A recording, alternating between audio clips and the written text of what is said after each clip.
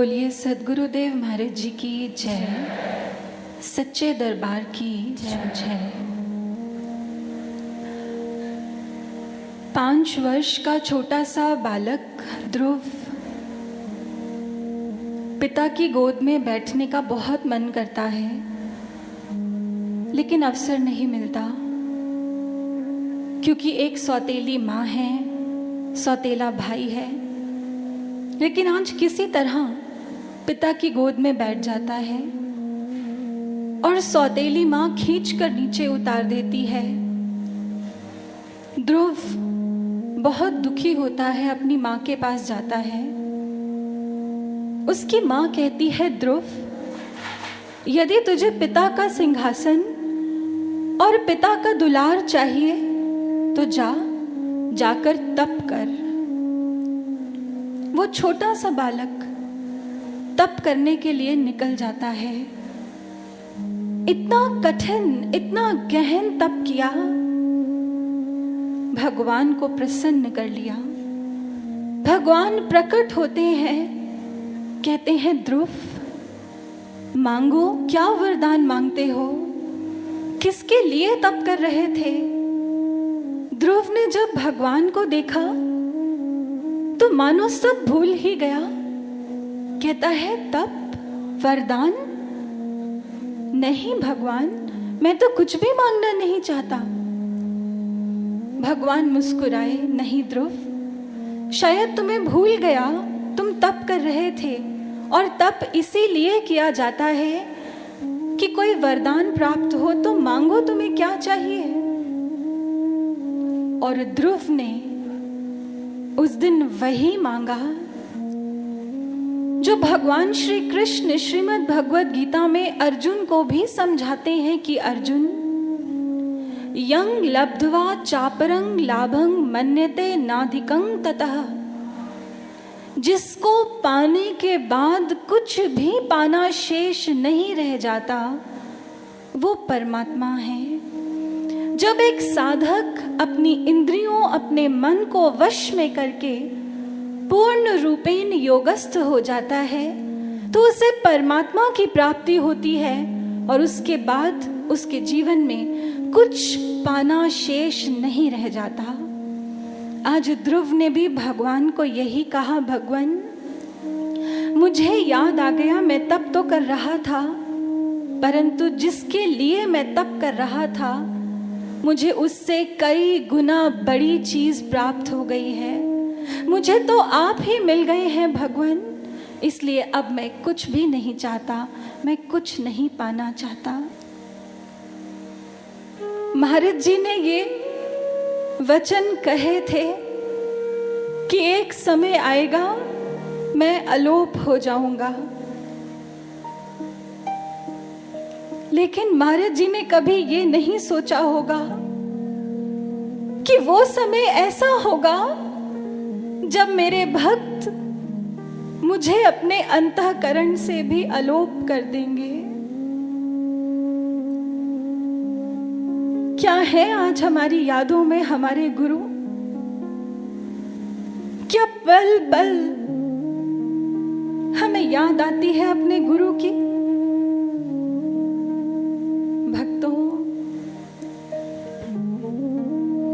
इस पूरे ब्रह्मांड में हर ओर अग्नि का तत्व है, फायर एलिमेंट है, दिखता नहीं है, लेकिन एक टेक्निक के द्वारा जब अपने आप को प्रकट करता है तो हमें वो अग्नि तत्व, वो फायर, वो आग दिखती है। ठीक इसी तरह हमारे ब्रह्म स्वरूप गुरुदेव भी सृष्टि के कण कण में है, लेकिन वो कौन सी विधि है जिसके द्वारा वो अपने आप को हमारे समक्ष इस बाहरी जगत में और हमारे अंदर जगत में प्रकट करेंगे? वो विधि है प्रेम की। इसका स्पष्ट अर्थ है कि आज हमने अपने गुरु से प्रेम करना छोड़ दिया है, या यूं कहिए कि हमने अपने गुरु से कभी प्रेम किया ही नहीं। प्रेम तो उन्होंने किया, शुरू से लेकर आज तक और आगे भी करते रहेंगे। किसी ने महाराज जी से एक बार पूछा, महाराज जी जब हम इस ज्ञान से जुड़े थे तब हमें आपसे बहुत प्रेम था, हम कई कई घंटे आपके लिए रोते, विचलित रहते, आपके दर्शनों के बिना तड़पते, लेकिन जैसे जैसे इस मार्ग पर आगे बढ़ते गए ना जाने वो प्रेम कम होता गया। क्यों ऐसा होता गया? महाराज जी गंभीर हो गए।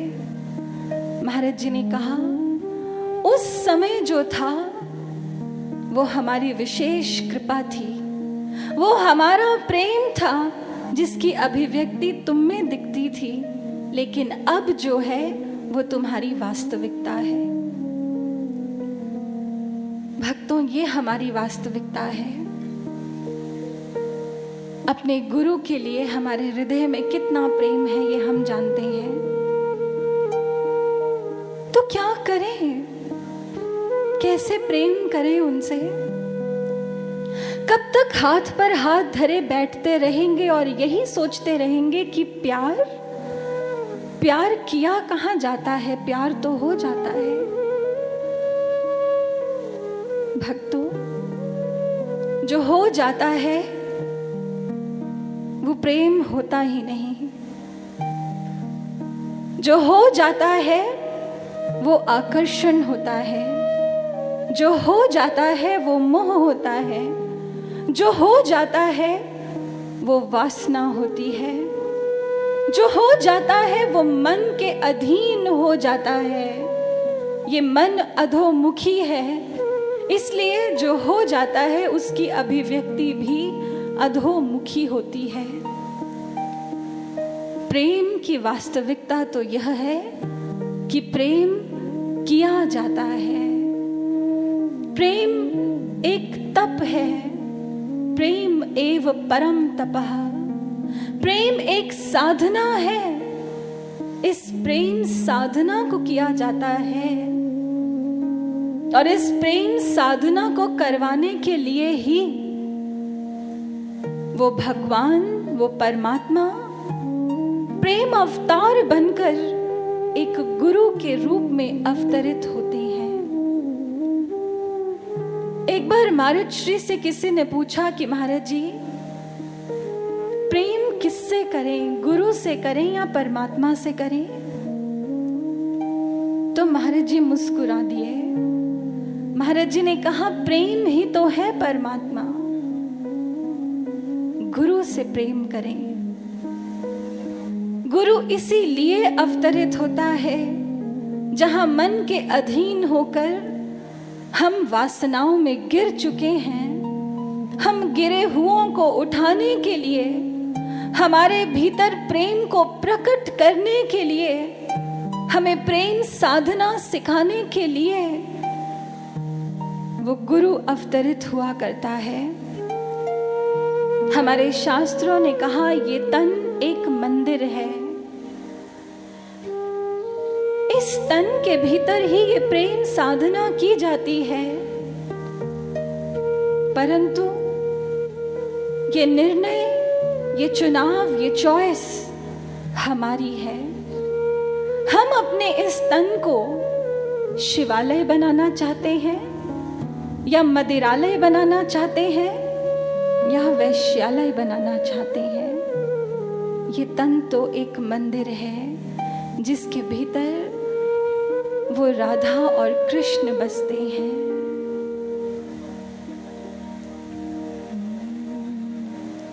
तन तो मंदिर है, हृदय है वृंदावन। तन तो मंदिर है, हृदय है वृंदावन। तन तो मंदिर है, हृदय है वृंदावन। तन तो मंदिर है, हृदय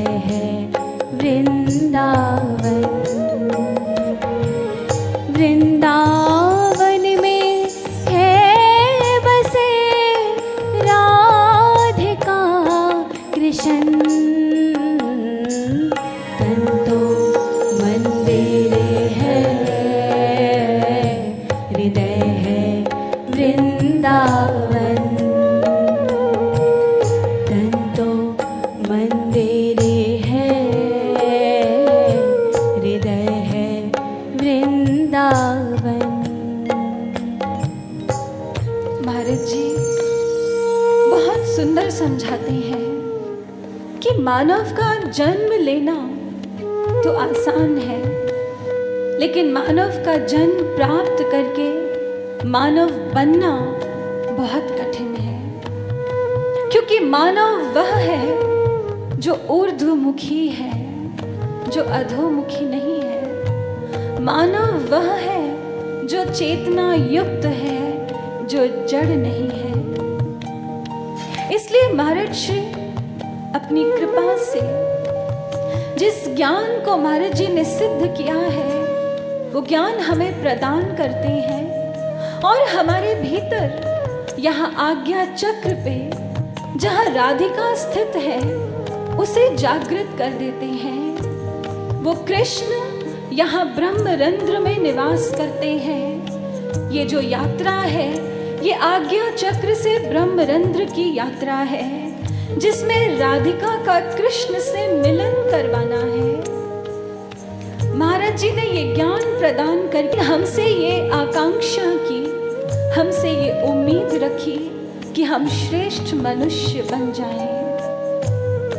श्रेष्ठ मनुष्य बनने के लिए हमें अपने इस तन को सच में मंदिर बनाना होगा, पावन पवित्र करना होगा। जब तक इसके भीतर वो राधा कृष्ण के प्रेम में कृष्ण की ओर बढ़ती नहीं है, तब तक ये तन मंदिर नहीं बन सकता। और वो प्रेम तभी सिद्ध होगा, उन राधा का उन कृष्ण से हमारे भीतर मिलन तभी सिद्ध होगा जब इस प्रेम के मार्ग में आने वाली बाधाएं पार हो जाएंगी। ये प्रेम साधना इसीलिए है कि इन बाधाओं को दूर किया जाए। प्रेम मार्ग की बाधाएं कौन सी हैं? सबसे बड़ी बाधा है अहंकार। ये अहंकार आत्मा को परमात्मा से दूर करता है। ये शरीर अहंकार का सर्जन करता है और जब प्रेम प्रकट हो जाता है तो अहंकार का विसर्जन हो जाता है। ये अहंकार हमारे भीतर स्वयं को दो रूपों में व्यक्त करता है, एक देहाभिमान और दूसरा मान सम्मान।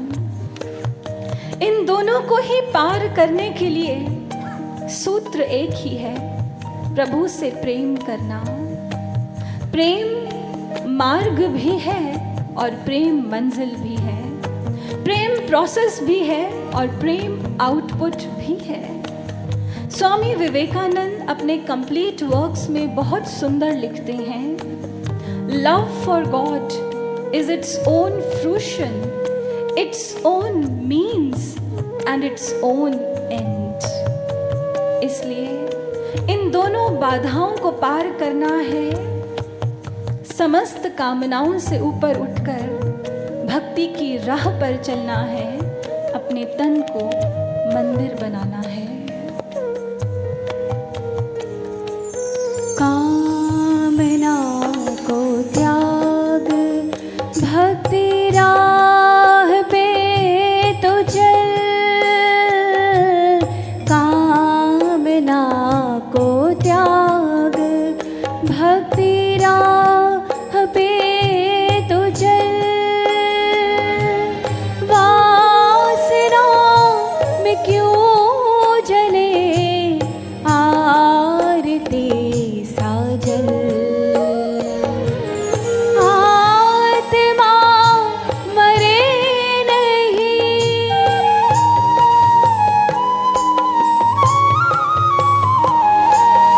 आत्मा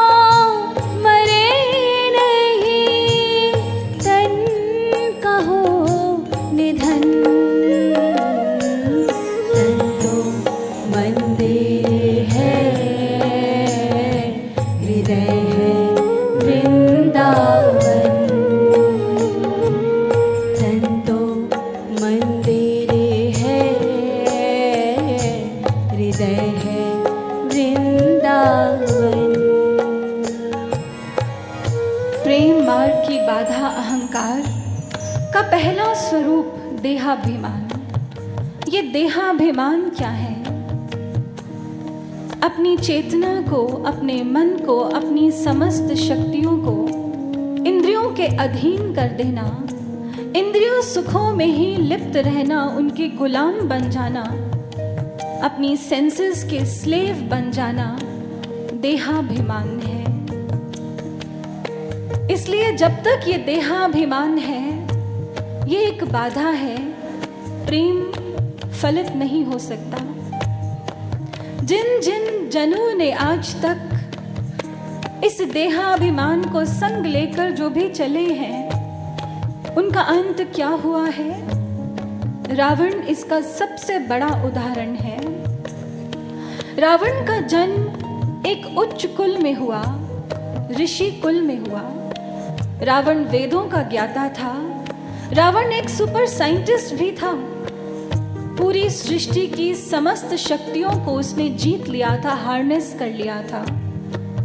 लेकिन इतना कुछ होने के बाद रावण की एक विवशता थी जो उसको और उसके पूरे कुल को लेकर डूब गई।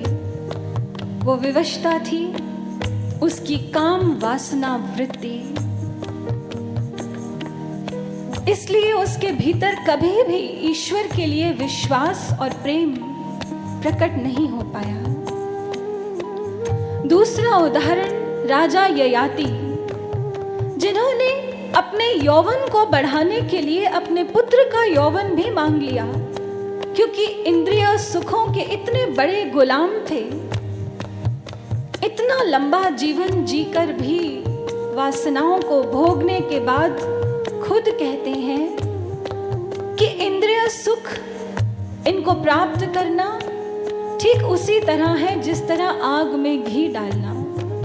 जितना इनको भोगोगे उतने ही इनके गुलाम बनते जाओगे और ये तृष्णा कभी समाप्त नहीं होगी। इसलिए सज्जनों, इन देहाभिमानियों का अनुसरण नहीं करना है। आज हमारे समाज में हर ओर आपको ऐसे रावण और ययाति दिखेंगे। उनका अनुसरण नहीं करना है। प्रेरणा लेनी है इतिहास के साधकों से, ऐसे सेल्फ रियलाइज सोल से जिन्होंने अपने साध्य को प्राप्त भी कर लिया। स्वामी रामकृष्ण परमहंस जीवन के अंतिम पड़ाव में उन्हें गले का कैंसर हो गया था, थ्रोट कैंसर हो गया। बहुत ट्रीटमेंट्स करवाए गए लेकिन आराम नहीं मिल रहा था। एक दिन उनके मित्र पंडित शशाधर ने उनसे कहा कि स्वामी रामकृष्ण, आप तो एक पहुंचे हुए योगी महापुरुष हैं। आपके लिए कोई बड़ी बात नहीं है अपना उपचार स्वयं करना। आप क्यों नहीं अपनी शक्तियों को अपने गले में केंद्रित करते और इस कैंसर के रोग से, इस पीड़ा से मुक्त हो जाते? रामकृष्ण परमहंस जी ने बहुत सुंदर उत्तर दिया। इसका वर्णन द गॉस्पेल ऑफ रामकृष्ण में आता है। उन्होंने कहा, how can I withdraw my mind that is attuned to the lotus feet of God and turn it to the worthless cage of flesh and blood. मेरा जो चिंतन, मेरा मन, मेरी शक्तियां जो ईश्वर के चरणों में लगी हुई है, ये कैसे संभव है कि मैं उसे वहां से हटाकर अपने इस हार्ड मांस के पुतले को स्वस्थ करने के लिए लगा दूं? मैं ऐसा बिल्कुल भी नहीं करना चाहता। ये है देहाभिमान से ऊपर उठ जाना, जहां जीवन में यदि कुछ शेष है तो वो परमात्मा के लिए प्रेम, अपने लिए कुछ भी नहीं। चैतन्य महाप्रभु जो ट्रांस की डिवाइन स्टेट में डांस किया करते थे, शरीर का बोध नहीं रहता था, खो जाते थे। बुल्ले शाह जो इस प्रकार प्रेम में डूब गए कि उन्हें एक नर्तकी बनकर, एक स्त्री बनकर नृत्य करने में बिल्कुल भी संकोच नहीं हुआ। शरीर बोध से ऊपर उठकर ये प्रेम की अभिव्यक्ति है। स्वामी राम तीर्थ जो भारत के बहुत बड़े संत और एक मैथमेटिशियन हुए हैं, मात्र 33 वर्ष की उम्र तक जिए, लेकिन आज भी इनके कंप्लीट वर्क्स पढ़कर बहुत प्रेरणा मिलती है। अमेरिका में जाकर वेदांत का प्रचार किया। अमेरिका में एक बहुत एलीट लेडी, एक अमीर घर की एक लेडी इनके पास आती है और कुछ प्रस्ताव रखती है इनके समक्ष।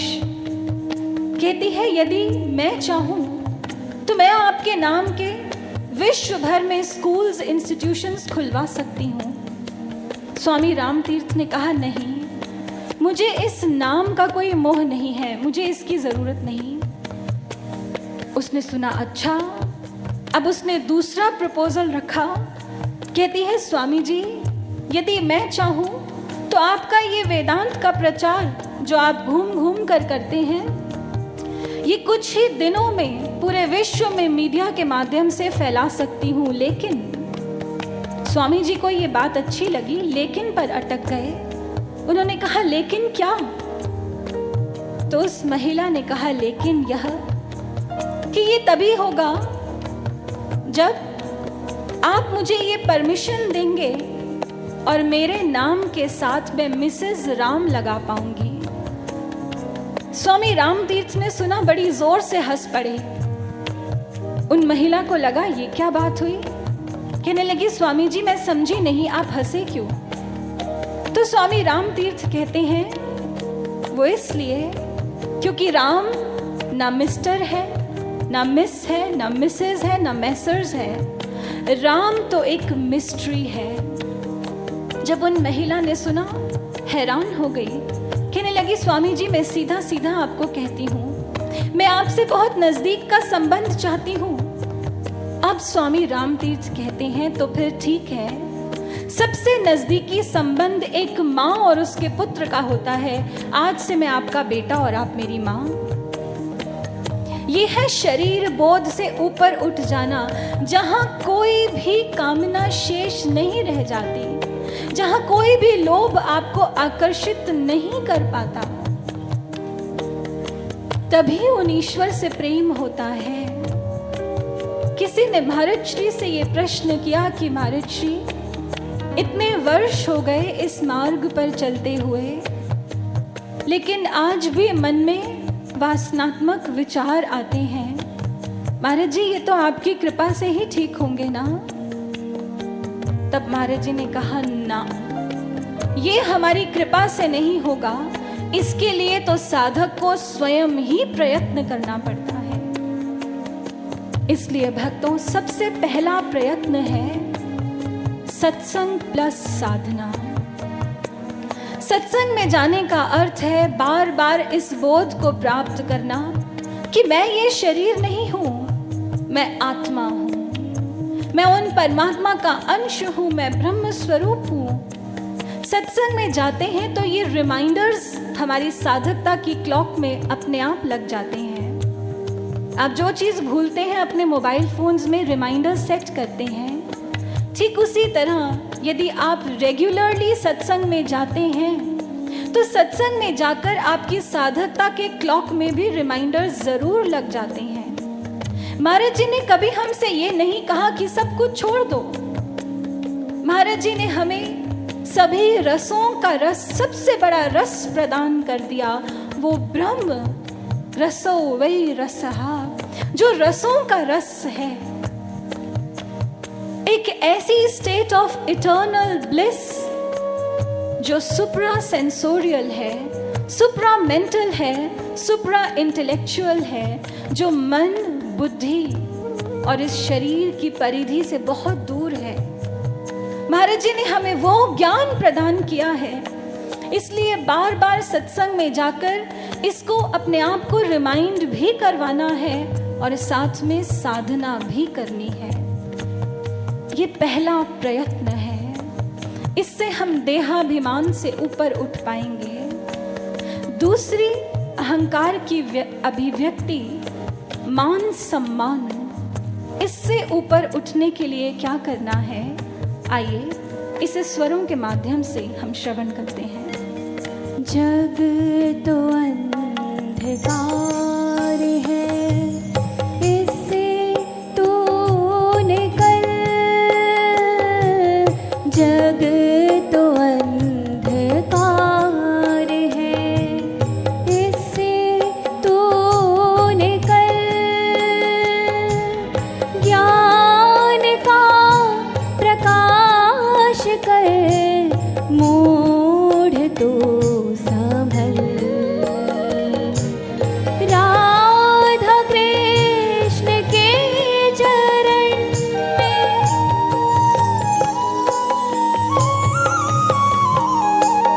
राधा कृष्ण के चरण में नित्य कर नमन। संतो मंदिर है, हृदय है वृंदावन, संतो मंदिर है, हृदय है वृंदावन। अहंकार की ये दूसरी अभिव्यक्ति मान सम्मान, इससे ऊपर उठने के लिए जो सीधा स्पष्ट सूत्र है वो है सेवा। इसलिए हमारे ग्रंथों ने बार बार सेवा की महिमा को गाया है। शिव संहिता में बहुत सुंदर आता है, गुरुहु पिता गुरुहु माता गुरुर्देवो न संशयः, कि गुरु हमारी माँ भी है, गुरु हमारे पिता भी हैं, और गुरु ही परम देव भगवान परमात्मा है। इसलिए ऐसे गुरुदेव की कर्म से, वचन से और वाणी से पूरी तरह से, पूरी निष्ठा से सेवा करनी चाहिए। परंतु हमारे साथ क्या होता है, जो ये थॉट, स्पीच और एक्शन का ट्रायो है, इसका बैलेंस बार बार बिगड़ जाता है। हम सेवा तो करते हैं, लेकिन सेवा करते समय यदि किसी के साथ मतभेद हो जाए, किसी की कोई बात पसंद ना आए, तो मन में उनके लिए दुर्भावना आ जाती है और वाणी से दुर्वचन भी निकल जाते हैं। हम अपने हाथों से, अपने करों से सेवा करते जा रहे हैं, लेकिन मुख पर वो सौम्यता नहीं है, वो पवित्रता नहीं है, मन में वो पवित्रता नहीं है, वो सद्भावना नहीं है। तो क्या आप इसको सेवा कहेंगे? साधारण शब्दों में कहें तो मनसा वाचा कर्मणा, आपने बहुत बार सुना है। कई बार मन में बहुत अच्छा सोचते हैं, लेकिन अपने कर्म संस्कारों के कारण विवश हो जाते हैं, वाणी बुरी हो जाती है। क्या उसे सेवा कहेंगे? कई बार बोली तो बहुत अच्छी होती है, लेकिन मन में अच्छे विचार नहीं है, ना ही कर्म अच्छे हैं। इसलिए किसी ने बहुत सुंदर कहा, चाखा चाहे प्रेम रस, राखा चाहे मान, एक म्यान दो खड्ग, देखा सुनो न कान। ये भी चाहते हो कि प्रेम का रस चखने को मिल जाए, और ये भी चाहते हो कि मेरा मान सम्मान भी बना रह जाए।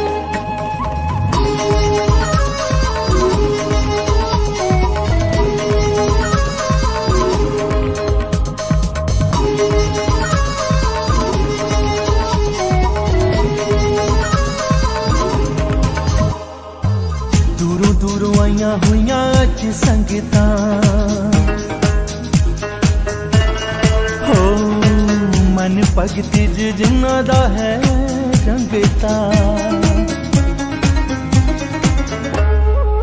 दूरों दूरों आइयां हुइयां अज संगतां, मन भगती जिन्ना दा है रंगता। देख गुरु दा कमाल, सब हो गए मालो माल, में कृपा दा अज वरसा गया। आशु बाबा होए आशु बाबा, आशु बाबा मेरा करके रंग भगती दा सब नू लगा गया। आशु बाबा मेरा करके रंग भगती दा बाबा मेरा करके।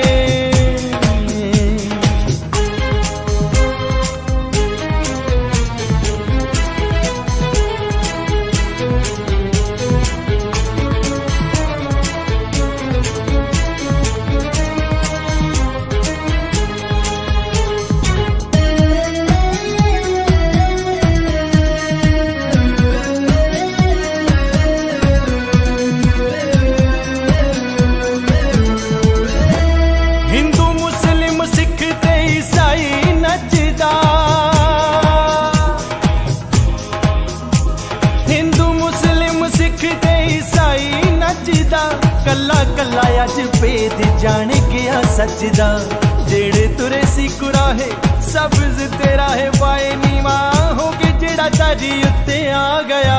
आशु बाबा ओ आशु बाबा आशु बाबा मेरा करके, रंग भगती दा सब नू लगा गया। आशु बाबा मेरा करके, रंग भगती दा सब नू लगा गया। आशु बाबा मेरा करके।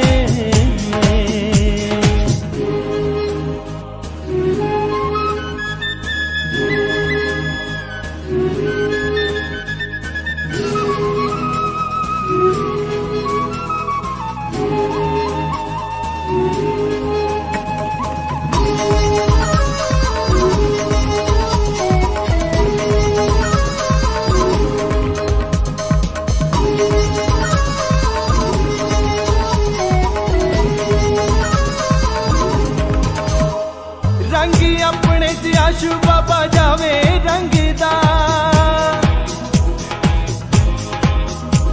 रंग अपने च आशु बाबा जावे रंगदा। होई चरना दी खाक हर कोई मंगदा, जेड़ा बनिया मुरीद ओदी हर दिन ईद। नशा नाम वाला सब ना ते छा गया। आशु बाबा ओए आशु बाबा आशु बाबा मेरा करके, रंग भगती दा सब नू लगा गया। आशु बाबा मेरा करके, रंग भगती दा सब नू लगा गया। आशु बाबा मेरा करके।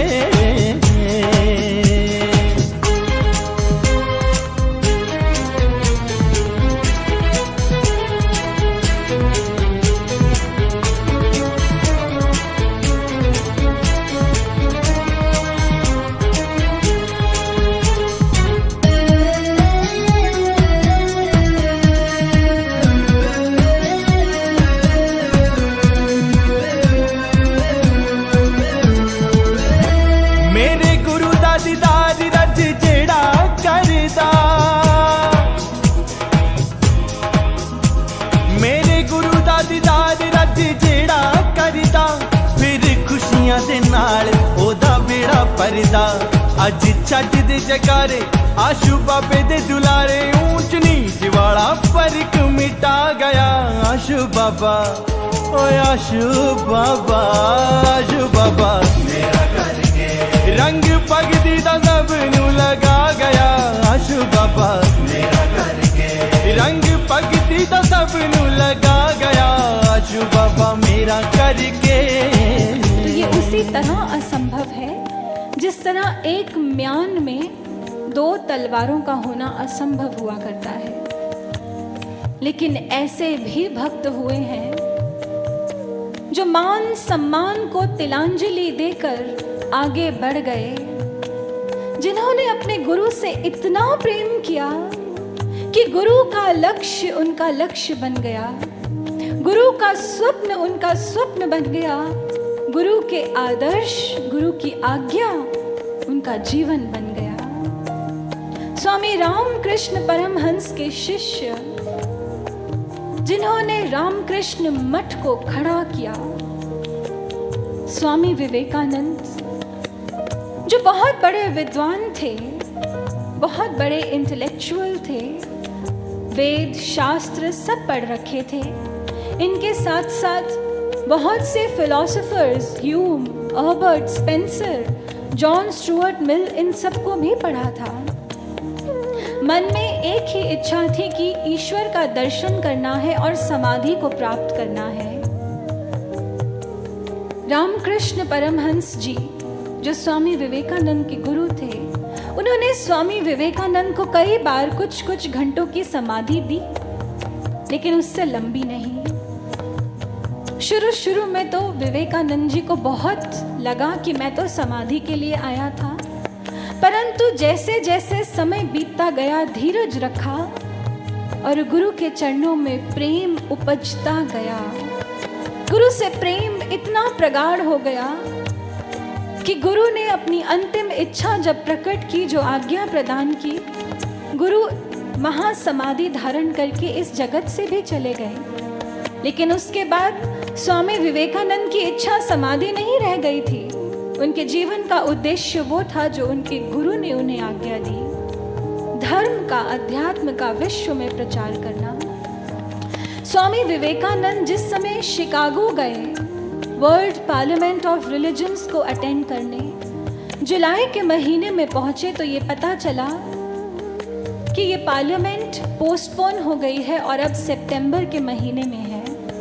शिकागो में रहना बहुत महंगा था, लाइफस्टाइल बहुत एक्सपेंसिव था, इसलिए विवेकानंद जी बॉस्टन जाकर शिफ्ट हो गए। कुछ महीने बॉस्टन में ही रहे और जब सितंबर का समय आया, वर्ल्ड पार्लियामेंट ऑफ रिलीजन्स में जाने का समय आया, किसी ने उन्हें पूरा पता लिख दिया, यातायात के साधन सब कुछ बता दिया। निकल तो पड़े, लेकिन वो मैप, वो इंफॉर्मेशन सारी कहीं खो गई। उस समय बॉस्टन में सब जर्मन लैंग्वेज बोलते थे। स्वामी विवेकानंद यदि किसी से बात भी करते तो कोई समझ ही नहीं पाता। अब किस प्रकार शिकागो पहुंचे, बहुत परेशानी हो रही थी। जिसका भी द्वार खटखटाया उसने मुंह पर दरवाजा बंद कर दिया, लेकिन मन में एक बार भी संशय नहीं आया कि ये कैसी गुरु की सेवा है, ये क्या क्या मुझे सहना पड़ रहा है। कहीं ये भाव नहीं आए, क्योंकि मन में तो प्रेम था। ऐसे ही एक पूरी रात एक बड़े से लोहे के डिब्बे के अंदर बिताई। ठंड थी, कड़कती ठंड थी, लेकिन उसके अंदर भी स्वामी जी रात भर ध्यानस्थ बैठे रहे और सुबह ध्यान तब टूटा जब आसपास से बहती नालियों की दुर्गंध आई।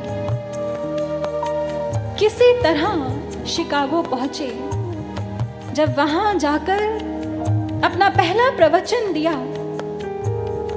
तो वहां खलबली मच गई, सारी ऑडियंस हिल गई ऐसे प्रवचन, ऐसी वाइब्रेशंस को देखकर।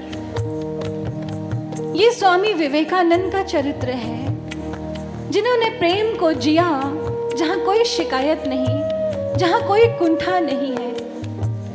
साथ में रामकृष्ण परमहंस के गृहस्थ शिष्य भी सभी अपना अपना किरदार निभा रहे थे।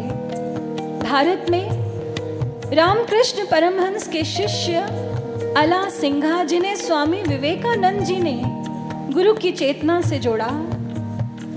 अला सिंघा ने पूरे दक्षिण भारत में ऐसा प्रचार किया, लोगों से धन एकत्रित किया, मिशन को चलाने के लिए, प्रचार के लिए। स्वामी विवेकानंद डायरेक्ट उन्हें लेटर्स लिखा करते और अला सिंघा यहाँ दक्षिण भारत से धन इकट्ठा करके अपनी सेवा स्वामी विवेकानंद को भेजा करते। रामकृष्ण परमहंस जी के शिष्य ऐसा असीम प्रेम कि सब डट गए हैं रण में इस मिशन को खड़ा करने के लिए। इस प्रकार कई महीनों तक स्वामी जी ने अमेरिका में प्रचार किया। जब स्वामी विवेकानंद लौटकर भारत आए, उस समय रामकृष्ण परमहंस जी का रामकृष्ण मठ जितना भी था छोटा सा, उसके अध्यक्ष स्वामी ब्रह्मानंद जी हुआ करते थे। ब्रह्मानंद जी दोनों हाथ जोड़ते हैं और विवेकानंद जी के चरणों में झुक जाते हैं, उन्हें प्रणाम करते हैं। विवेकानंद जी बहुत व्याकुल हो गए, ब्रह्मानंद जी को उठाया। ब्रह्मानंद जी, ये आप क्या कर रहे हैं? और ब्रह्मानंद जी कहते हैं, विवेकानंद, आप मेरे गुरु का प्रचार करके आए हैं, इसलिए आज आप मेरे लिए हर तरह से पूजनीय हैं, आपको प्रणाम कर रहा हूं। ये है सेवा। जहां मान सम्मान की कोई आवश्यकता नहीं है, जहां कोई कुंठाई नहीं है, जहां कुछ है तो वो विशुद्ध प्रेम है अपने गुरु के लिए। जहां कुछ है तो वो विशुद्ध श्रद्धा है अपने गुरु के लिए कि जो कुछ भी मेरे साथ घटता है वो मेरे गुरु ही किया करते हैं, वो मेरे गुरु का कृपा प्रसाद है। इसलिए मीराबाई जी ने बहुत सुंदर ये कहा, मान अपमान दो उधर पटके निकली ज्ञान गली। जब इस ज्ञान की गली में निकल जाते हैं तो मान अपमान को उधर पटक कर निकलते हैं, लेकिन हम तो इसे साथ लेकर निकलते हैं। हम इंतजार नहीं करते कि किस तरह से गुरु मेरा निर्माण कर रहा है, ये समय मुझे बता ही देगा। हम प्रश्न करते हैं, हम संशय करते हैं। योगानंद परमहंस जो युक्तेश्वर जी के शिष्य हुए, जब समर्पित हुए, पूरे 6 महीने गुरु के आश्रम में रह चुके हैं, लेकिन गुरु की लीलाएं जो अटपट हैं, जो झटपट समझ नहीं आती। 6 महीने के बाद अचानक से गुरु के पास सुबह गए और कहते हैं कि मैं तो यहाँ ईश्वर का दर्शन और समाधि को प्राप्त करने आया था, इसलिए मैं हिमालयास पर जा रहा हूँ, हिमालय पर जा रहा हूँ, वहीं जाकर एकांत में समाधि लगाऊंगा। युक्तेश्वर गिरि जी कहते हैं, योगानंद, हिमालय पर्वत कभी किसी का गुरु नहीं हो सकता। लेकिन योगानंद इस संकेत को नहीं समझे। उनका नाम उस समय मुकुंद था। निकल पड़े हैं गुरु का त्याग करके, हिमालय पर पहुंच गए, कई योगियों से, कई महापुरुषों से मिले, समाधि की चर्चाएं कर रहे हैं, ईश्वर दर्शन की चर्चाएं कर रहे हैं, और फिर एक संत से मिले। उनसे जब समाधि को मांगा तो वो कहते हैं, योगानंद, तुम्हें क्या लगता है पर्वत कभी किसी के गुरु हो सकते हैं क्या? जब मुकुंद ने ये सुना तो उनका मन अचानक से ठनक गया कि ये तो वही वचन है जो मेरे गुरु ने कहे थे। और वो संत कहते हैं कि तुम्हें जो कुछ भी मिलेगा वो तुम्हारे गुरु से ही प्राप्त होगा, वही तुम्हें ईश्वर का दर्शन भी देंगे, वही तुम्हें समाधि भी देंगे, इसलिए लौट जाओ। मुकुंद लौट आते हैं, लेकिन मन में बहुत ग्लानि है। गुरु के पास क्या मुंह लेकर जाऊं? गुरु को समझा ही नहीं, गुरु की आज्ञा का पालन ही नहीं किया, मैं कैसा शिष्य हूं?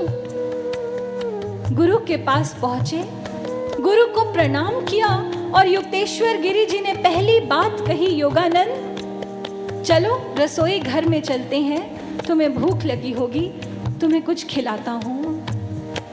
योगानंद हैरान है, ये कैसा चरित्र है, ये कैसी महानता है।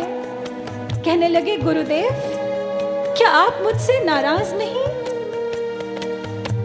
युक्तेश्वर गिरि जी ने सुना, नहीं, मैं किसी से नाराज नहीं होता, क्योंकि मैं तो बस यही चाहता हूं कि मेरे शिष्य हमेशा खुश रहें। युक्तेश्वर गिरि जी ने अपने शिष्य को माफ कर दिया, क्षमा कर दिया।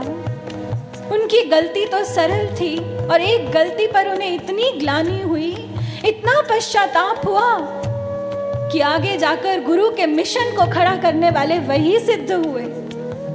लेकिन भक्तों, जरा सोच कर देखिए, हमने अपने जीवन में कितनी गलतियां की हैं, कितने पाप किए हैं, कितनी बार गुरु की अवज्ञा की है।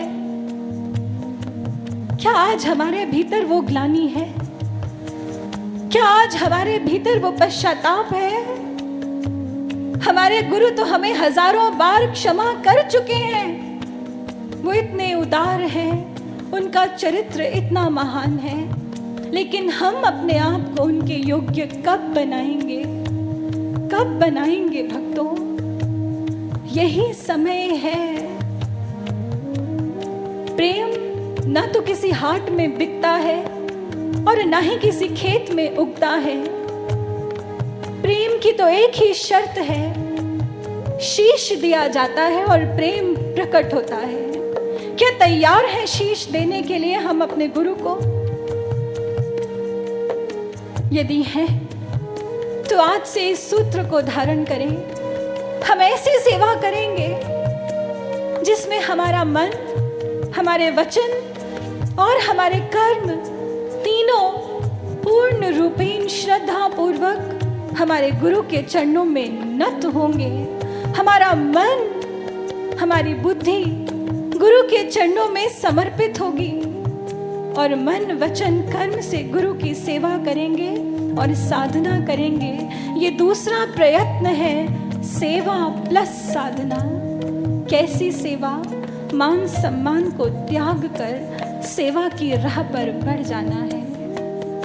प्रेम की शुरुआत श्रद्धा से होती है और प्रेम फिर समर्पण के रूप में जब पराकाष्ठा पर पहुंचता है तो वो प्रेम की सबसे सुंदर अभिव्यक्ति हुआ करती है।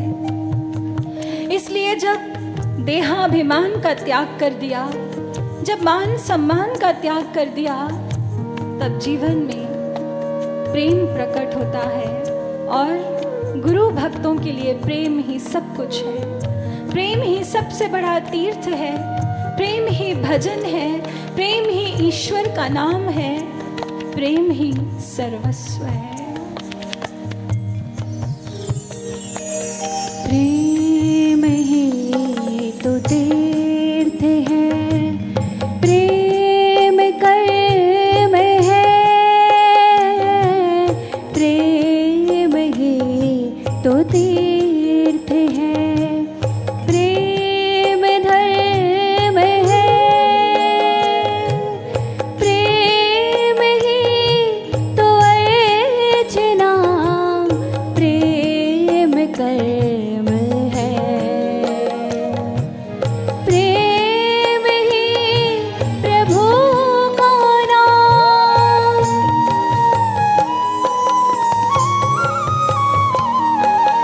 प्रेम ही प्रभु का नाम, प्रेम ही भजन। तन तो मंदिर है, हृदय है वृंदावन। तन तो मंदिर है, हृदय है वृंदावन। प्रेम समर्पण मांगता है। सांसारिक प्रेम में प्रेमी समर्पण कर देते हैं, लेकिन जब वो दिव्य प्रेम की बात आती है तो समर्पण क्यों नहीं हो पाता? एक बार महाराज जी ने अपने प्रवचनों में बहुत सुंदर एक बात कही। महाराज जी ने कहा कि एक बार भगवान मजनू के सामने प्रकट हो गए और भगवान ने मजनू से कहा, मजनू, जितना प्रेम तू लैला से करता है, यदि उसका कण भर प्रेम भी तू मुझसे करता होता तो मैं तेरा गुलाम बन जाता।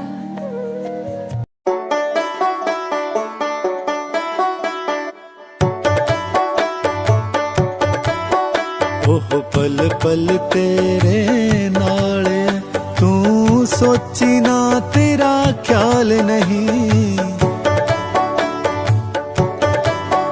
विश्वास रखी ओदे वचना ते, शंके तो बुरा जंजाल नहीं। ओए ओने खेल अनोखा खेल आए, ओने खेल अनोखा खेल आए, गल्ला समझ ना आउणियां पार दियां, गल्ला समझ ना आउणियां पार दियां। ओए ओनू कतरा ने तेरे प्यार दियां, एह दूरियां ने दिन चार दियां। ओनू कतरा ने तेरे प्यार दियां, एह दूरियां ने दिन चार दियां।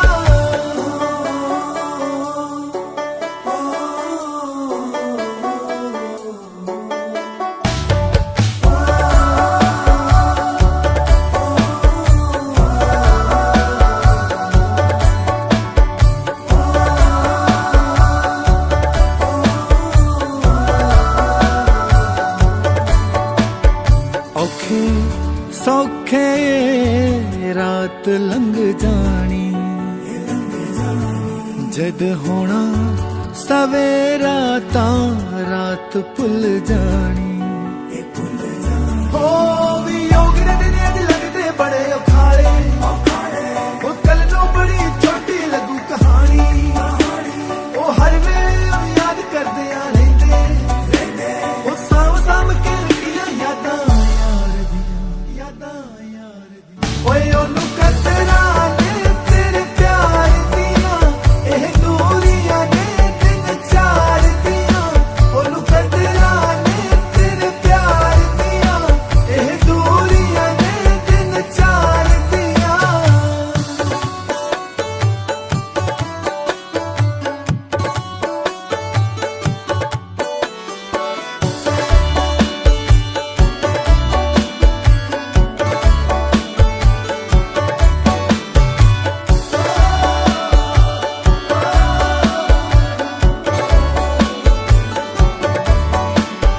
लोकी हसदे ने सदा रिवाज रिहा, डोली ना कदे तू तेरे ते नाज रिहा। हो प्रीत लई तू सब कुछ ही कुर्बान करी, ओदे कदमां दा तू हरदम ध्यान करी। ओ छड्ड परां लोकां तो की लेना, ओए ना समझी कद गल्लां ने प्यार दी, गल्लां ने प्यार दी। ओए ओनू कतरा ने तेरे प्यार दियां, एह दूरियां ने दिन चार दियां। ओनू कतरा ने तेरे प्यार दियां, एह दूरियां ने दिन चार दियां। ओनू कतरा ने तेरे प्यार दियां, एह दूरियां ने दिन चार दियां।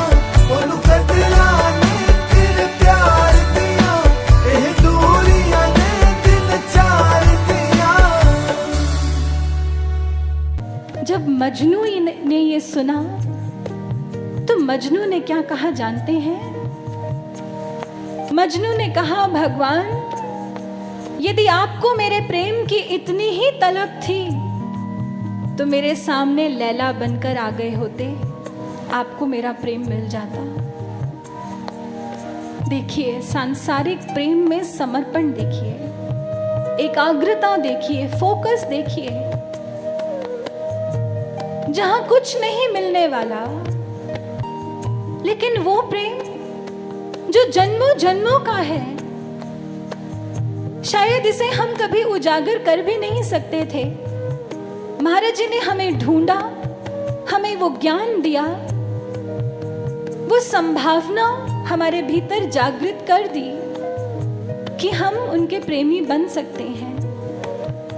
लेकिन हम जब महाराज जी हमारा निर्माण करते हैं तो हमें बड़ी पीड़ा होती है, हम शोर मचाने लगते हैं। महाराज जी बहुत सुंदर समझाते हैं कि गुरु और शिष्य का रिश्ता ठीक वैसा ही होता है जैसा एक मूर्तिकार और उसकी मूर्ति का होता है। एक मूर्तिकार मूर्ति को गढ़ता है, उसे तराशता है, उसे काटता है। महाराज जी कहते हैं लेकिन वो मूर्ति कभी चिल्लाती नहीं, क्योंकि उसमें चेतना नहीं है। अंतर मात्र इतना है कि जब गुरु अपने शिष्य को काटता है, तराशता है, मिटाता है, तो वो शिष्य चिल्लाता है, वो शोर करता है, मेरे साथ अन्याय हो रहा है, मेरे साथ ऐसा क्यों, मेरा अधिकार, मेरा सम्मान। वास्तव में हो क्या रहा होता है? निर्माण की प्रक्रिया। इस निर्माण से प्रेम उपजेगा, लेकिन शिष्य अवसर ही नहीं देता। सांसारिक प्रेम यदि समर्पण मांगता है तो वो दिव्य प्रेम तो पूर्ण समर्पण मांगता है। ऐसा पूर्ण समर्पण करने वाले भी बहुत से भक्त हुए हैं। यशोधरा, जिसने ऐसा समर्पण किया कि महात्मा बुद्ध जिन्हें पति के रूप में पाया था, उन्हें भगवान के रूप में हमेशा हमेशा के लिए पा लिया।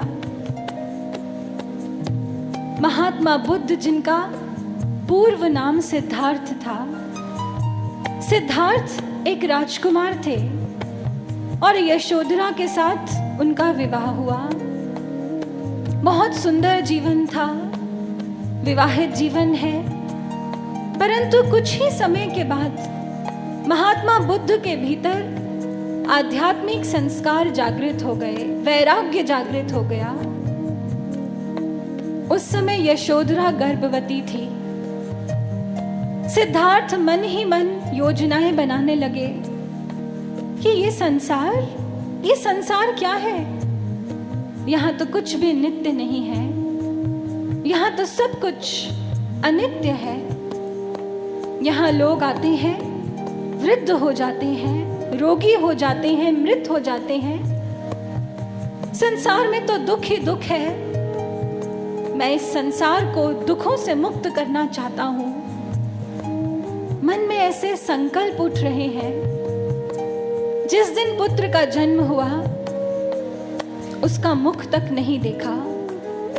रात्रि में ही यशोधरा का, अपने पुत्र का, अपने पूरे राज्य का त्याग करके सिद्धार्थ अध्यात्म के पथ पर बढ़ जाते हैं। समाज उन पर बहुत लांछन लगाता है। सिद्धार्थ के पिता बहुत विचलित होते हैं, लेकिन यशोधरा एक पल के लिए भी विचलित नहीं हुई। उधर सिद्धार्थ अपने जीवन को तप बना लेते हैं। कई वर्षों के तप के बाद ऋषि सुजाता से जब ब्रह्म ज्ञान प्राप्त हुआ, उसे सिद्ध किया, ऐसा साधना का अभ्यास किया कि निर्वाण तक पहुंचे। जन समाज को अध्यात्म का अमृत पिलाना शुरू किया, दुखों से मुक्त करना शुरू किया।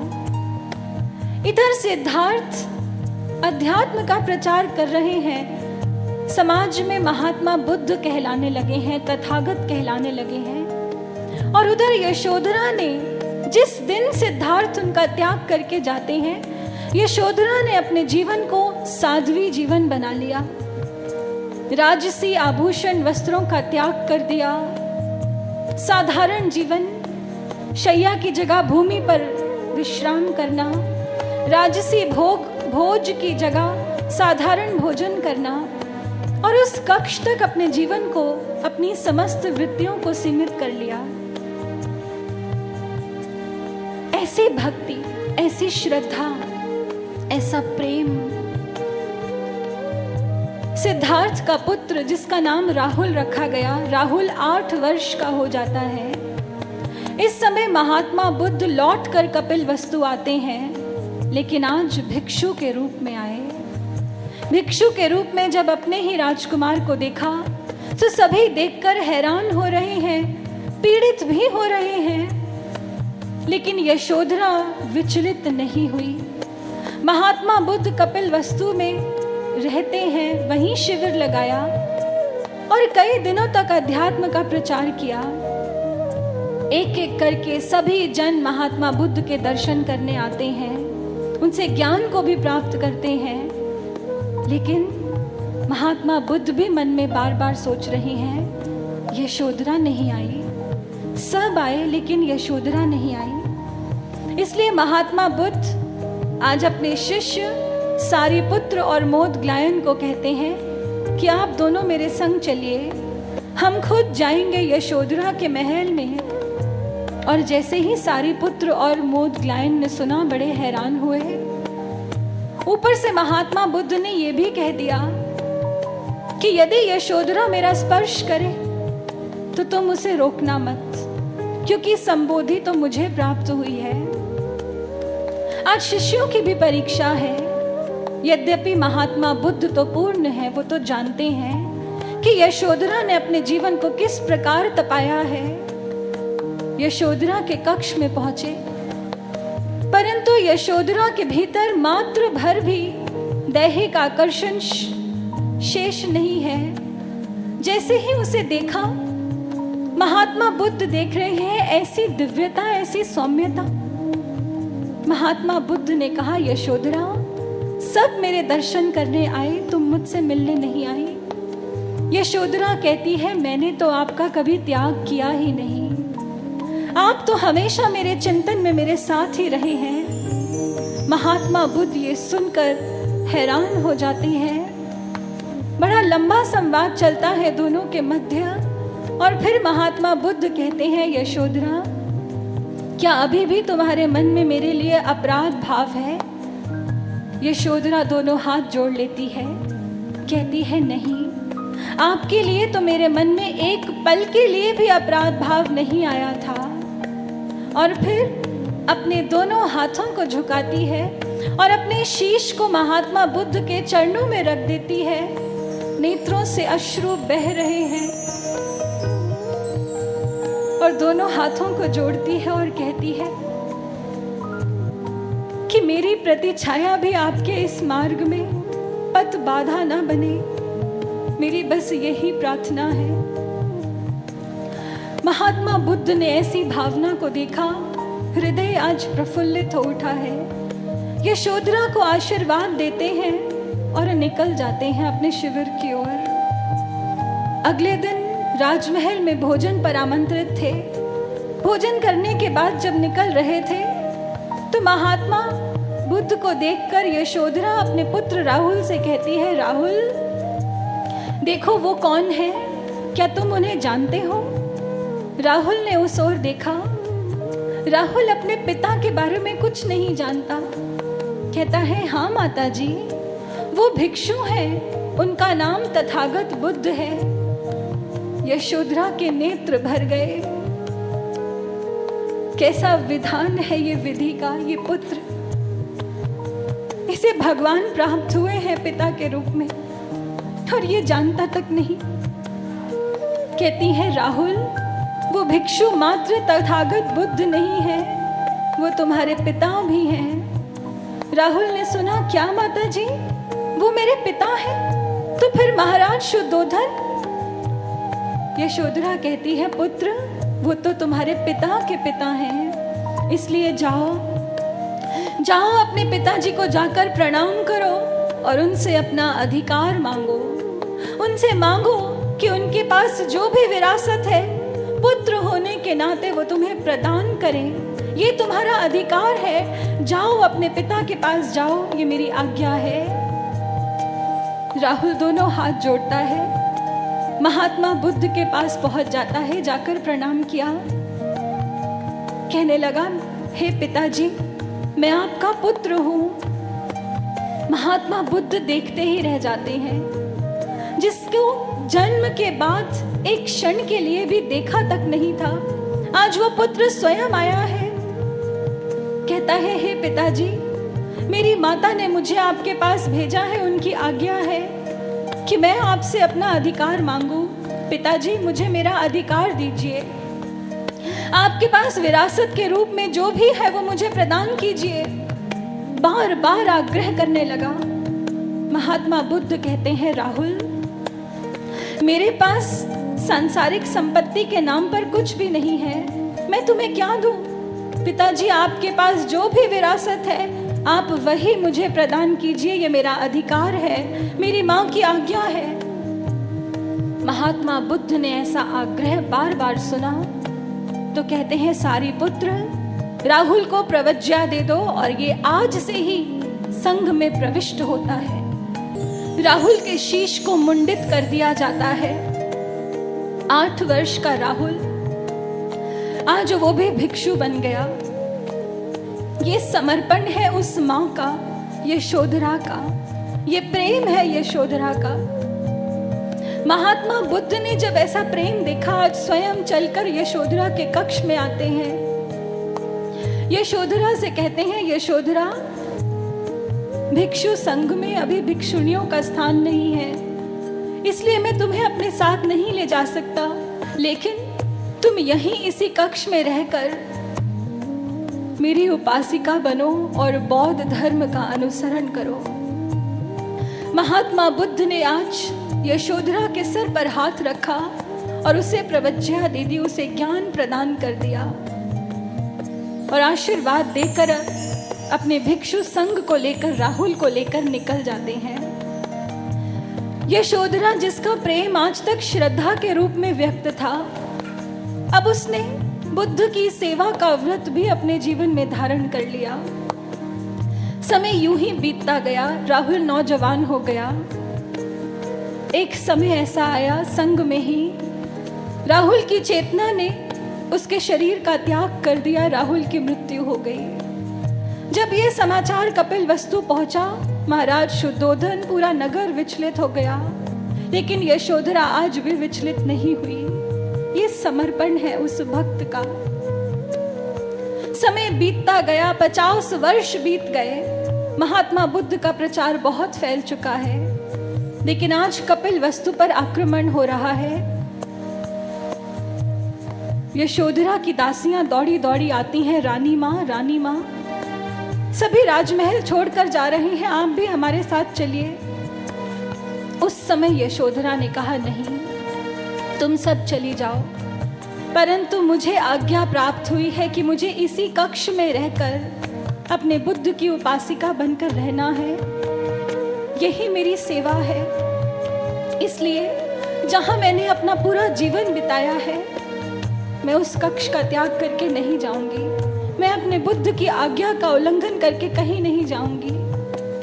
राजमहल के समस्त सदस्य चले जाते हैं और यशोधरा अपने गुरु, अपने भगवान बुद्ध की आज्ञा को धारण करके उनकी सेवा के व्रत का पालन करती है। इस प्रकार ध्यानस्थ हो गई कि आज उसे हर ओर प्रकाश ही प्रकाश दिख रहा है। आज हर ओर बुद्ध ही बुद्ध के दर्शन हो रहे हैं और यशोधरा की चेतना ऊर्ध्वमुखी हो जाती है और उसकी देह का त्याग कर देती है। आज कलयुग की उस राधिका ने अपने कृष्ण को हमेशा हमेशा के लिए प्राप्त कर लिया। सज्जनों, ये है प्रेम, जिसकी पराकाष्ठा समर्पण के रूप में अभिव्यक्त होती है। लेकिन क्या हमारे भीतर की राधिका अपने कृष्ण के लिए इतना समर्पण कर पाएगी? ये निर्णय हमारा है, ये चुनाव हमारा है। महाराज जी ने दिव्य वचनों में कहा, लोभ में मोह में अभी तक हम खपे, व्यक्ति परिवार में ही फंसे रह गए। जिंदगी लुट गई बस इन्हीं के लिए, स्वार्थ में ही अभी तक सधे रह गए। आज तक हमने किया ही क्या है? सब अपने लिए, अपने आप को साधा भी है तो स्वार्थों के लिए साधा है। भक्तों, ये समय है उन ईश्वर को प्राप्त करने का, गुरु से प्रेम करने का। इसलिए प्रेम साधना का व्रत लीजिए आज। महाराज श्री से किसी ने स्पष्ट पूछा था कि महाराज श्री, आपको पाने के लिए क्या करना पड़ता है? महाराज जी ने एक ही पंक्ति में कहा था, हमें पाने के लिए सब कुछ खोना पड़ता है। भक्तों, आइए आज ऐसा संकल्प लेते हैं कि अपना सब कुछ लुटाने के लिए हम तैयार हैं। अपना सब कुछ खोकर अपने कृष्ण को पाना चाहते हैं, उनकी प्रसन्नता को, उनके प्रेम को पाना चाहते हैं, उनकी जो हमसे अभिलाषा है उसको पूर्ण करना चाहते हैं। आइए आज व्रत लेते हैं कि इस तन का जितना भी दुरुपयोग किया होगा अब और नहीं करेंगे। अब इस तन को मंदिर बनाएंगे, अब इस हृदय को वृंदावन बनाएंगे। तन तो मंदिर है, हृदय है वृंदावन।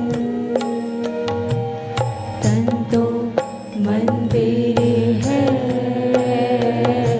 हृदय है वृंदावन। वृंदावन में है बसे राधिका कृष्ण। तन तो मंदिर है, हृदय है वृंदावन। तन तो मंदिर है, हृदय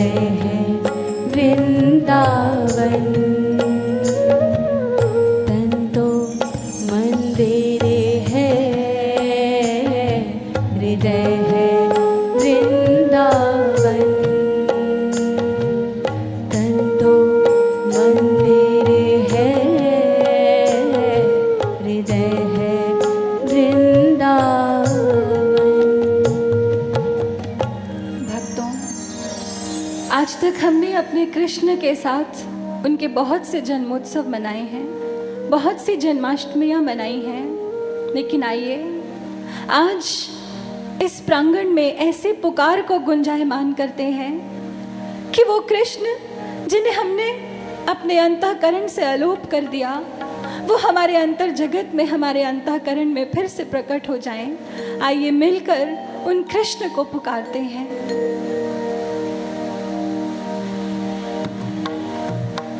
हरे कृष्णा कृष्ण कृष्णा हरे हरे, हरे कृष्णा कृष्ण कृष्णा हरे हरे, हरे रामा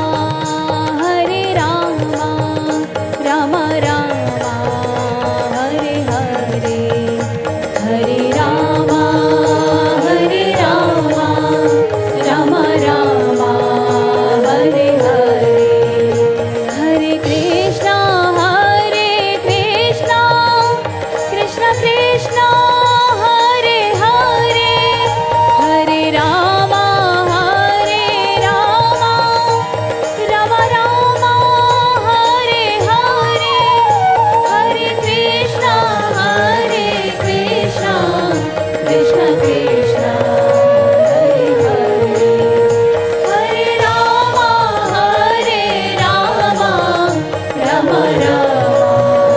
राम रामा हरे हरे, हरे कृष्णा कृष्ण कृष्णा हरे हरे। आप सभी साथ साथ हैं। हरे रामा राम रामा हरे हरे, हरे कृष्णा कृष्ण कृष्णा हरे हरे, हरे रामा राम रामा हरे हरे, राम हरे हरे, राम हरे हरे। बोलिए सद्गुरुदेव महाराज जी की जय, सच्चे दरबार की जय।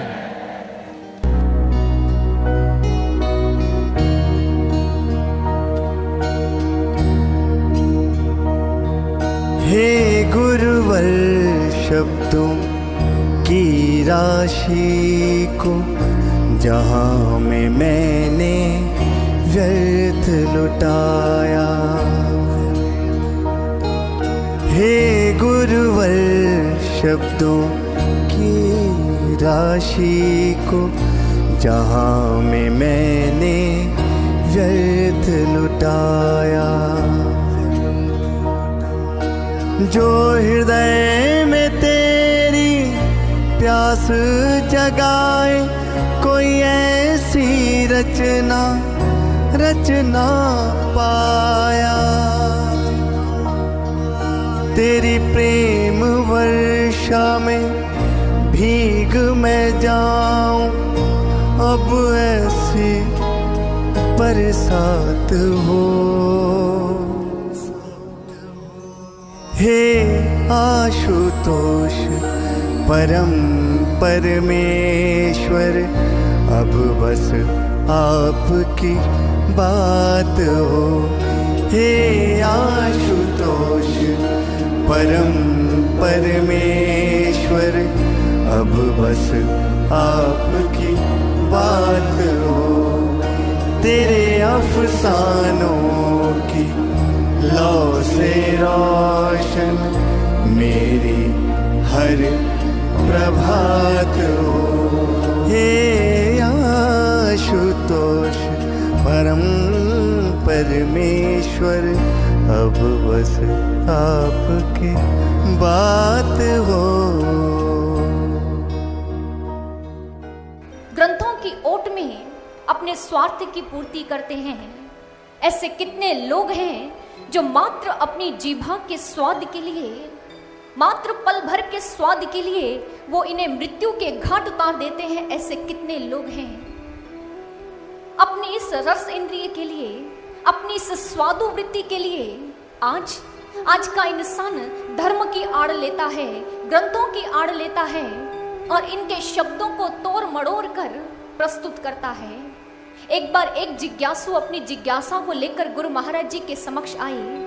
कहने लगे कि मैंने कई धार्मिक ग्रंथों में पढ़ा है कि मांसाहार निषेध नहीं है, लेकिन कहीं ग्रंथों में पढ़ा है कि आप मांसाहार नहीं कर सकते, आप किसी जीव की हत्या नहीं कर सकते।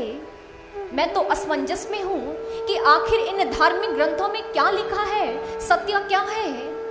गुरु महाराज जी ने उस जिज्ञासु की जिज्ञासा को शांत करते हुए कहा कि हमारे धार्मिक ग्रंथों के भीतर मांसाहार को निषेध किया गया है, मना किया गया है, लेकिन आज का इंसान स्वयं अपने स्वाद के लिए, स्वयं अपने इच्छाओं के लिए वो इन ग्रंथों में भी हेर फेर कर देता है, इन शब्दों को भी बदल देता है। कैसे? देखिए, कबीरदास जी का एक श्लोक है, तिल भर मछली खाए के करे कोटि गोदान, काशी करवट ले चले तो भी नरक निदान। इसका अर्थ क्या है कि जिसने यदि इतनी सी भी मछली खाई है, यानी इतना सा भी मांस का भक्षण किया है, थोड़ा सा भी, भले ही वो करोड़ों गौ का दान कर दे, भले ही वो काशी जाकर कितने भी पुण्य कर्म कर ले, लेकिन फिर भी उसके लिए नरक ही निश्चित है। लेकिन आज के स्वादु प्रवृत्ति के इंसान ने इसका अर्थ क्या निकाला? उसने कहा कि यदि तुमने तिल भर मछली खाई है, यानी यदि तुमने थोड़ी सी मछली खाई है तो तुम्हें नरक मिलेगा, इसलिए खूब अच्छे से भरपेट मछली का भक्षण करो, तभी तुम्हें स्वर्ग मिलेगा, अन्यथा तुम नरक के अधिकारी हो। ये इंसान की सोच है, ये इंसान की मानसिकता है कि वो आज इन ग्रंथों के भीतर इन शब्दों का भी हेर फेर कर देता है अपनी इच्छा अनुसार।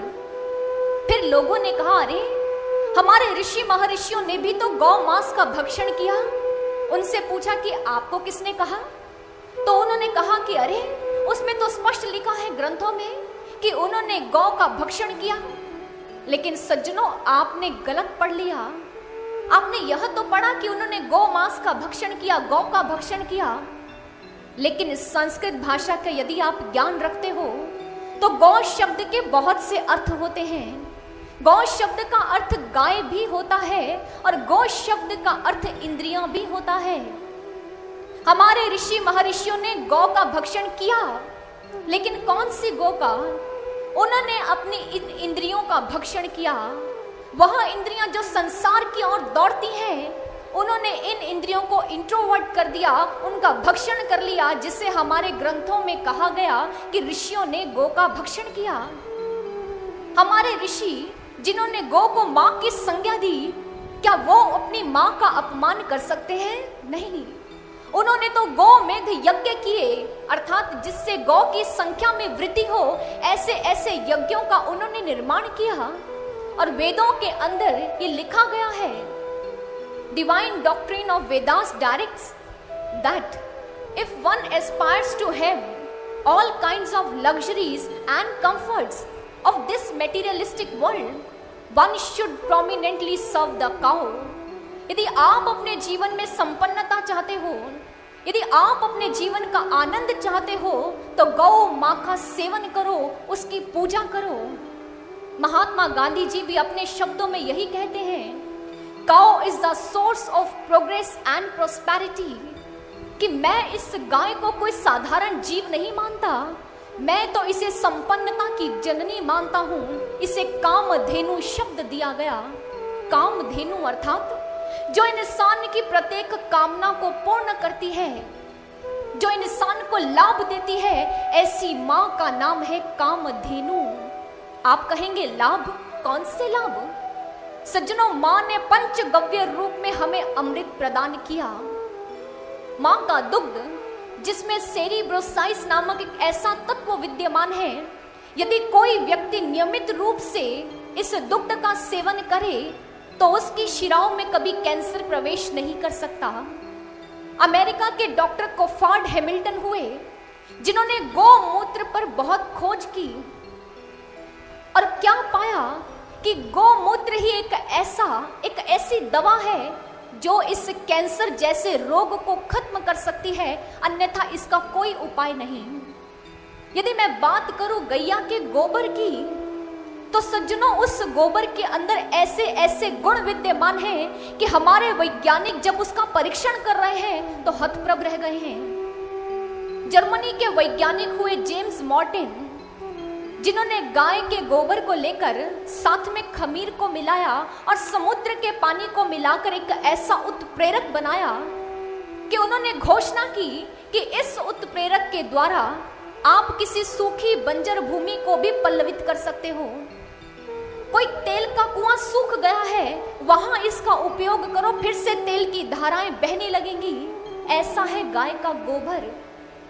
वो माँ अपने पंचगव्य रूप में हमें अमृत प्रदान कर रही है।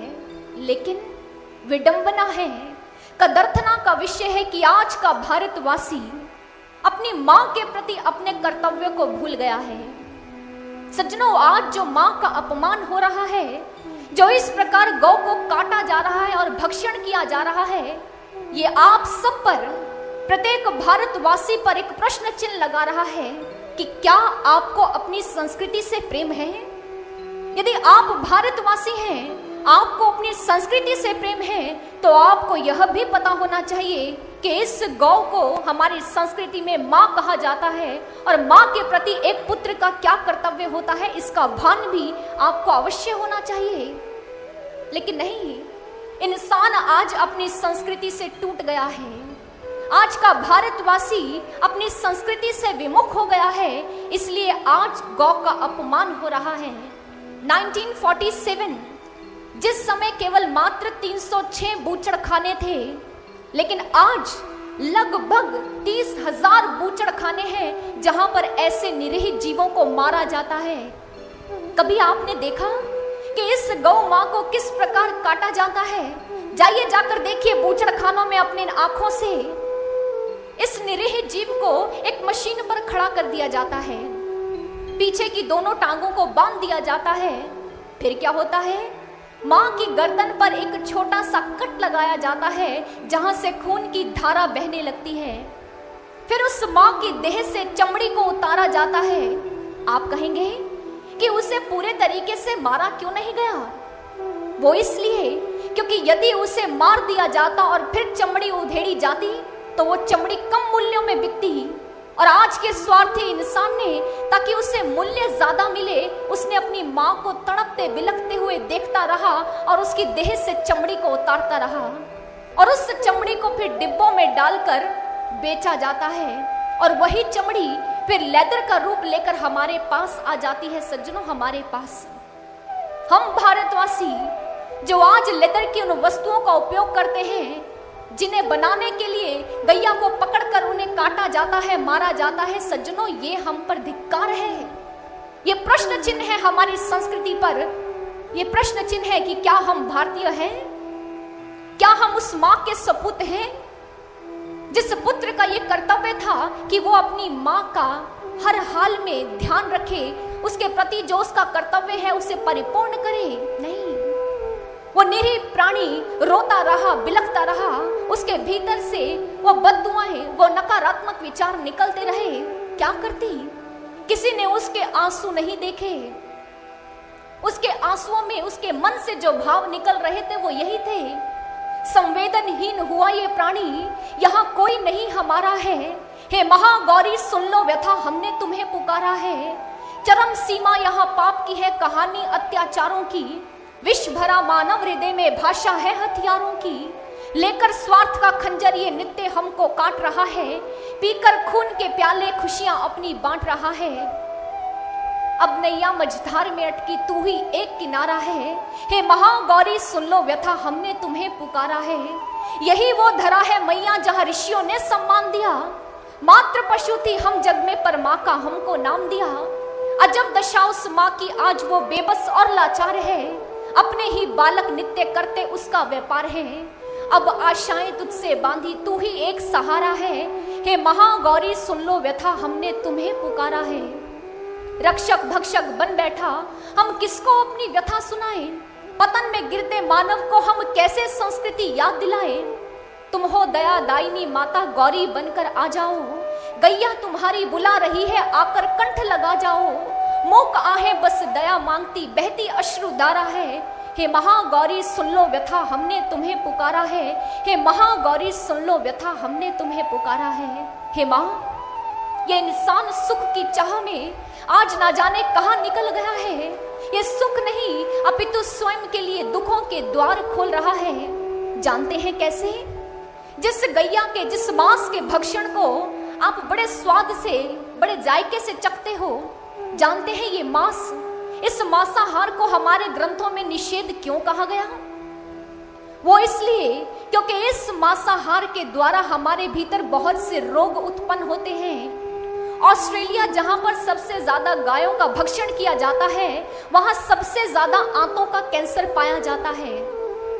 मधुमेह, टेपवर्म, रक्त विषाक्त, कैंसर, ये सारी वो बीमारियां हैं जो उस मांस के साथ साथ हमारे शरीर में लग जाती हैं। सज्जनों, मुझे कबीर दास जी का वो श्लोक बहुत अच्छा लगता है, जिसमें उन्होंने बहुत स्पष्ट कहा, घर में जो मानुष मरे बाहर देत जलाए, आते हैं फिर घर में औघट घाट नहाए। औघट घाट नहाए बाहर से मुर्दा लावे, नून मिर्च घी डालकर उसको फिर पकावे। कहे कबीर दास उसे फिर भोग लगावे, घर घर करे बखान पेट को कब्र बनावे। बहुत सुंदर।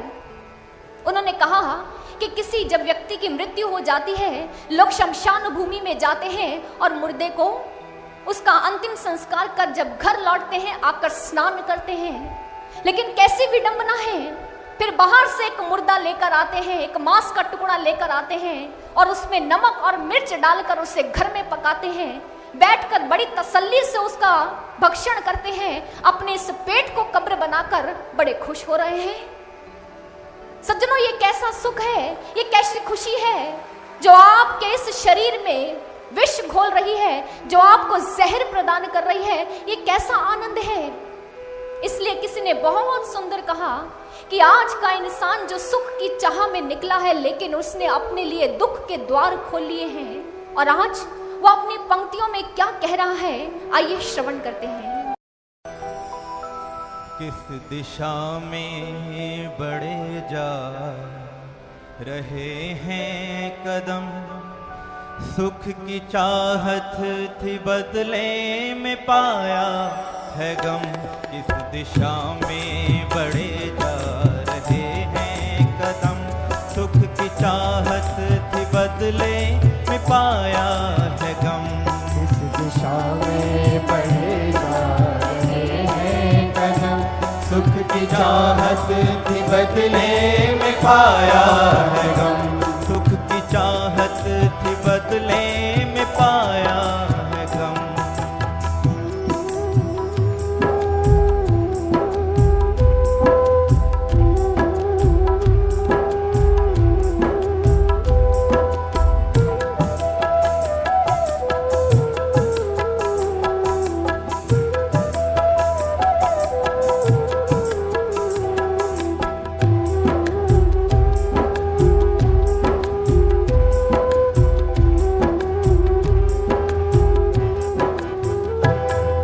ईर्ष्या को तूने बखूबी जिया, अपने हाथों ही अपना पतन है किया। अपने हाथों ही अपना पतन है किया। द्वेष ईर्ष्या को तूने बखूबी जिया, अपने हाथों ही अपना पतन है किया। अपने हाथों ही अपना पतन है किया। खुद पे अब तो तू कर ले थोड़ा रहम, खुद पे अब तो तू कर ले थोड़ा रहम। सुख की चाहत थी बदले में पाया है गम। किस दिशा में बढ़े जा रहे हैं कदम, सुख की चाहत थी बदले में पाया है गम। सुख की चाहत थी पाया है गम।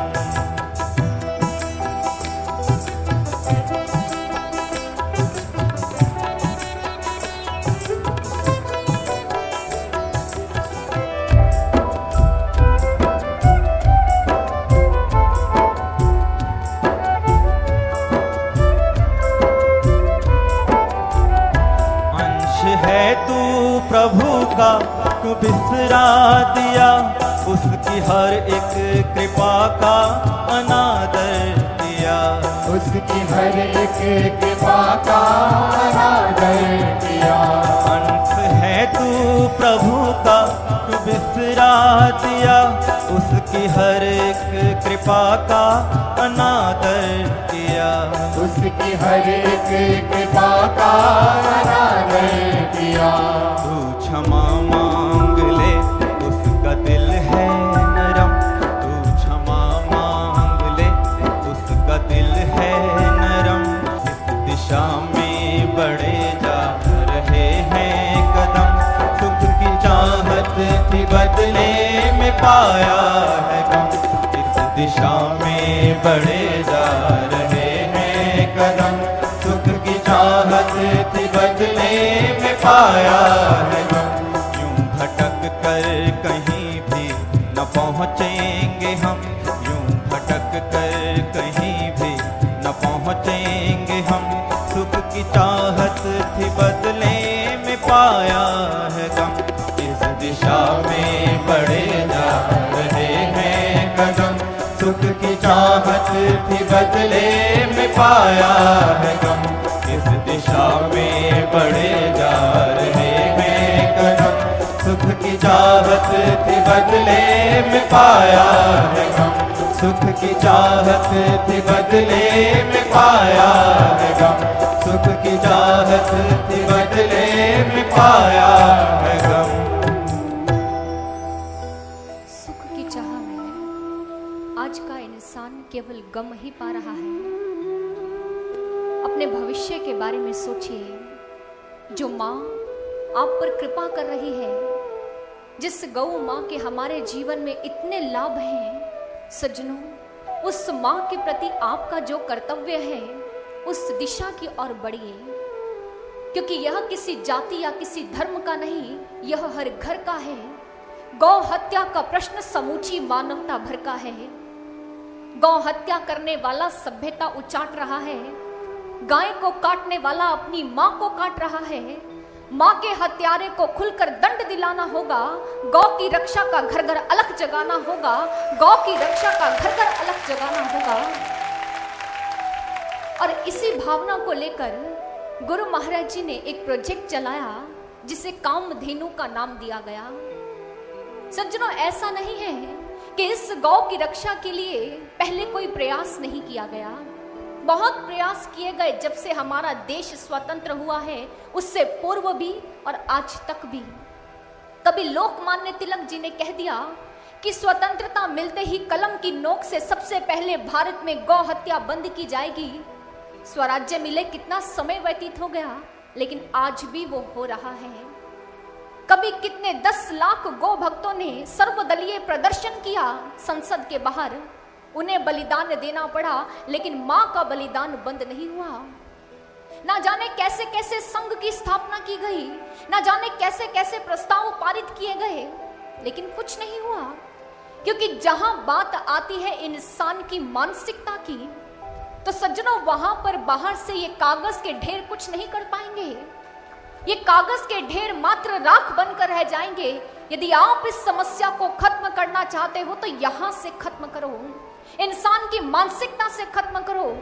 उसके भीतर वो सांस्कृतिक गुण पैदा कर दो, उसके भीतर ये भावनाएं पैदा कर दो कि सामने जो निरीह जीव खड़ा है इसके प्रति कैसा सम्मान होना चाहिए, तो ये खुद ब खुद खत्म हो जाएगा। और इसी भावना को लेकर गुरु महाराज जी ने कामधेनु प्रकल्प चलाया, जिसके अंतर्गत हम ये जान पाए कि गौ माँ का हमारे जीवन में क्या लाभ है, क्यों उसे संपन्नता की जननी कहा गया। यदि हम आज उसकी देखभाल करें, यदि आज हम गौ रक्षा के संरक्षण में, संवर्धन में खड़े उठें, तो इसका क्या क्या लाभ हम भारतवासियों को मिल सकता है। सज्जनों, फिर वो दिन दूर नहीं जब फिर से भारत जगत गुरु की उपाधि पर प्रतिष्ठित होगा, क्योंकि यही एक कारण है, यदि हमारी संस्कृति लौट आई तो भारत फिर से उसी ऊंचाइयों को छुएगा। सब आपके हाथ में है, क्योंकि भारत कोई निर्जीव पृथ्वी का टुकड़ा नहीं है, आप लोगों से मिलकर बना है भारत। इस भारत की इकाई है आप। यदि आप इस भारत को उन्नति की ओर देखना चाहते हैं, उत्थान के मार्ग पर ले जाना चाहते हैं, तो चलिए हमारे साथ और ये संकल्प लीजिए कि आज के ये बाद ये हाथ कभी किसी पशु का वध करने के लिए नहीं उठेंगे, कभी भी ये जिह्वा अपने इस स्वाद के लिए किसी की मृत्यु की कामना नहीं करेगी। और जो भी लोग इस घृणित कार्य को करेंगे, हम उसे जाकर रोकेंगे, उसे समझाएंगे, उसे उसकी संस्कृति का याद दिलाएंगे, उसे स्मरण कराएंगे कि भारतीय संस्कृति की जड़ क्या है, अध्यात्म है। अध्यात्म से जुड़कर ही इंसान के भीतर जो ये मानसिकता है ये शुद्ध हो सकती है, अन्यथा नहीं।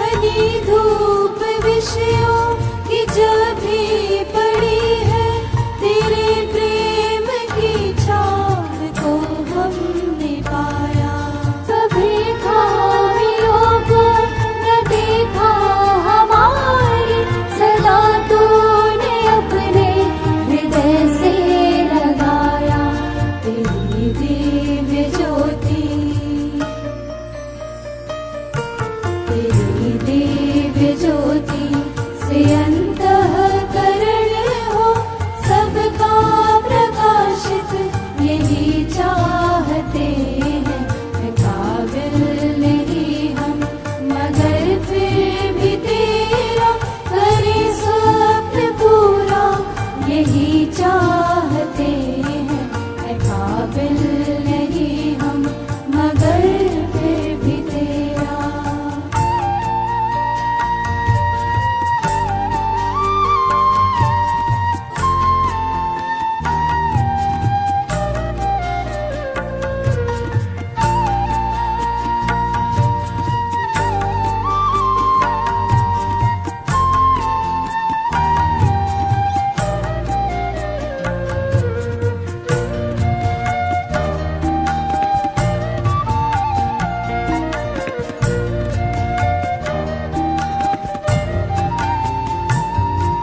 किया त्याग तुमने हमारे लिए जो, उसका कभी ऋण चुका ना सकेंगे।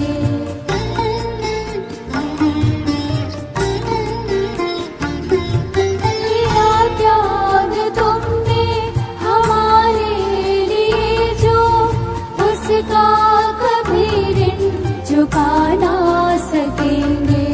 रुके पाँव जब भी तो तुमने कहा था, डरो मत तुम्हें था मगर हम चलेंगे। ये जीवन समर्पित, ये जीवन समर्पित करके तुम्हीं को तुम्हारी चरण रज बने चाहते हैं। काबिल नहीं हम मगर फिर भी तेरा करे स्वप्न पूरा, यही चाहते हैं। बहाया जो अविरल गहन ज्ञान सिंधु, उसी से धरा से जिना चाहते हैं। काबिल नहीं हम मगर फिर भी तेरा करे स्वप्न पूरा, यही चाहते हैं। काबिल नहीं हम मगर फिर भी तेरा करे स्वप्न पूरा, यही चाहते हैं। काबिल नहीं हम मगर फिर भी तेरा करे स्वप्न पूरा, यही चाहते हैं। काबिल नहीं हम मगर फिर भी तेरा करे स्वप्न पूरा, यही चाहते हैं। यही स्वप्न पूरा, यही चाहते हैं। करे स्वप्न पूरा, यही चाहते हैं। यही चाहते हैं।